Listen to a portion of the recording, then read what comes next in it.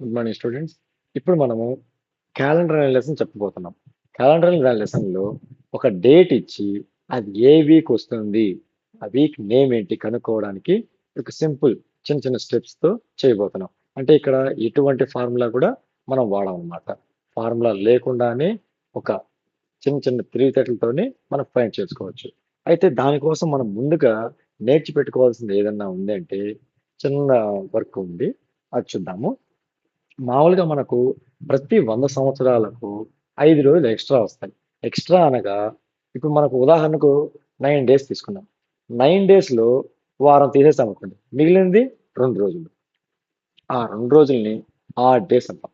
అలాగా ప్రతి 100 ఇయర్స్‌కి ఒక 5 డేస్ మిగులుతాయి.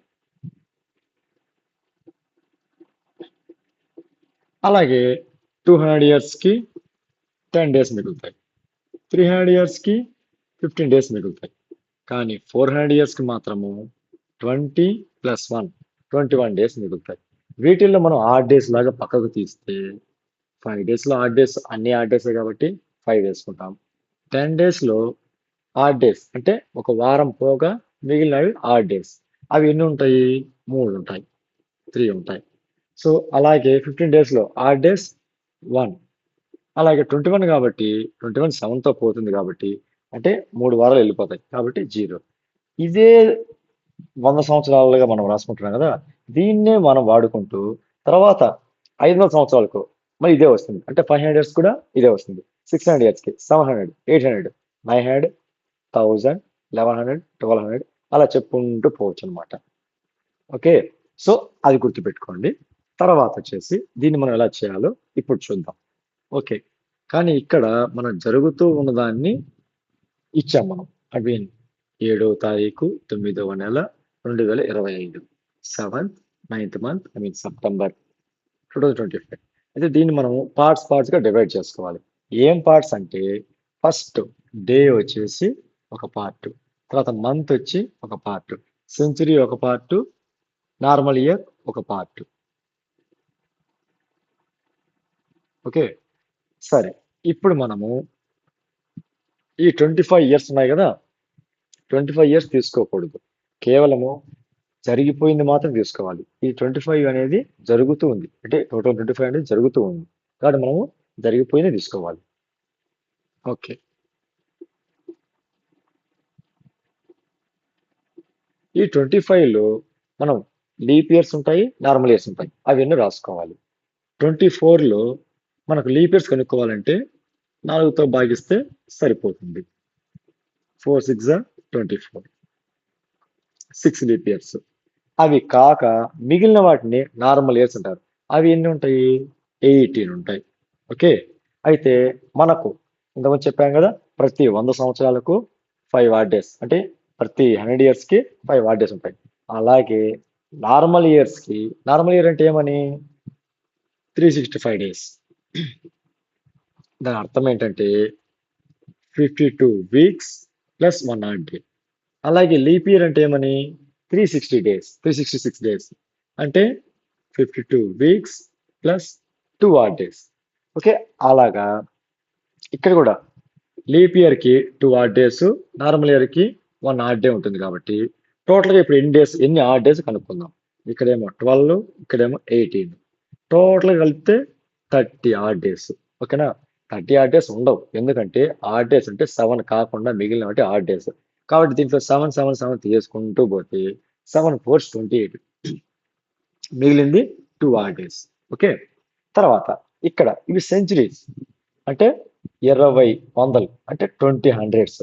ఇక్కడ ఒక 100కి వన్ 100కి 200కి 300కి 400 ఇచ్చాం కదా, అలాగా 20 ఏమొస్తుంది కానీ చూడండి, 100, 200, 300, 400, 500, 600, 700, 800, 900, 1000, 1100, 1200, 1300, 1400, 1500, 1600, 1700, 1800, 1900, 2000, 2000.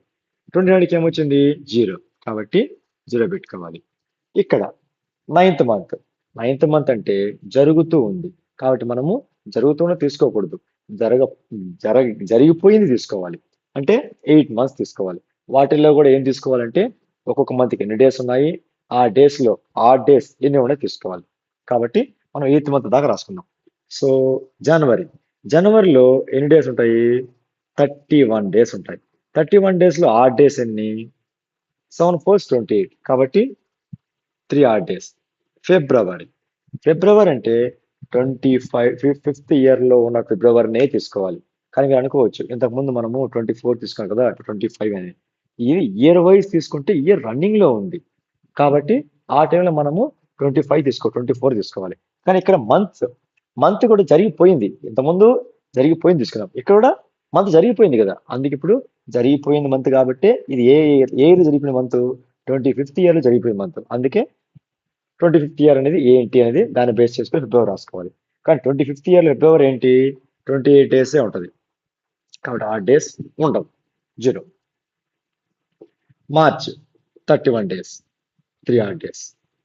April 30 odd days, 30 days, 2 odd days. May 31 days, 3 odd days. June 30 days, 2 odd days. July 31 days, 3 odd days. August 31 days, 3 odd days. Okay, అందుకే మనం ఆగస్ట్ వరకు రాసుకోవాలి. ఎందుకు? ఆగస్ట్ అనేది 8th మంత్ కాబట్టి చెక్ చేసుకోండి. 1 2 3 4 5 6 7 8. ఓకే, సో మనం 8th మంత్ వరకే తీసుకోవాలి. ఇప్పుడు మళ్ళీ ఈ ఆడ్ డేస్ అన్ని యాడ్ చేసుకోవాలి. 3 0 3 3 + 3 6 6 + 2 8 8 + 3 11 11 + 2 13 13 + 3 16 16 + 3 19 డేస్ వచ్చాయి. 19 ఆడ్ డేస్ కాదుగా, ఎందుకంటే 7 తీసేసుకుంటూ పోతేనే ఆడ్ డే వస్తాయి.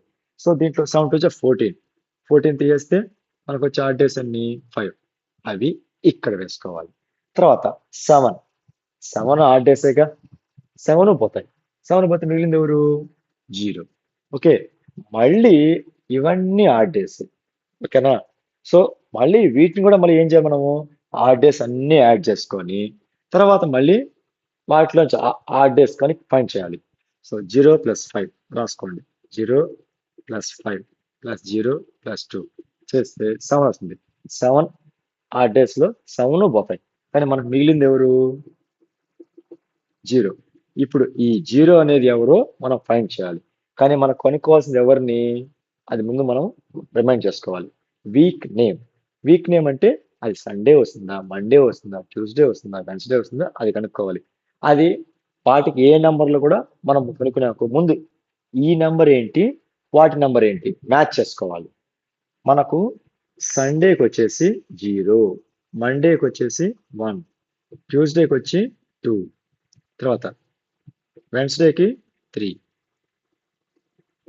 థర్స్డేకి వచ్చి 4, ఫ్రైడేకి 5, సాటర్డేకి 6. వీటిల్లో మీకు ఇప్పటికి అర్థమై ఉంటుంది. ఇక్కడ వచ్చిన నంబర్ ఏంటి? 0. సో ఇక్కడ నంబర్ ఏంటి? 0. సో ఈ 0 ఏ వీక్ అయింది? సండే. అలా ఫైండ్ చేయాలి. ఇక్కడ ఏమైనా మనం ఫార్ములా వాడామా? చూడండి, ఎక్కడన్నా ఫార్ములా ఏమైనా వాడామా?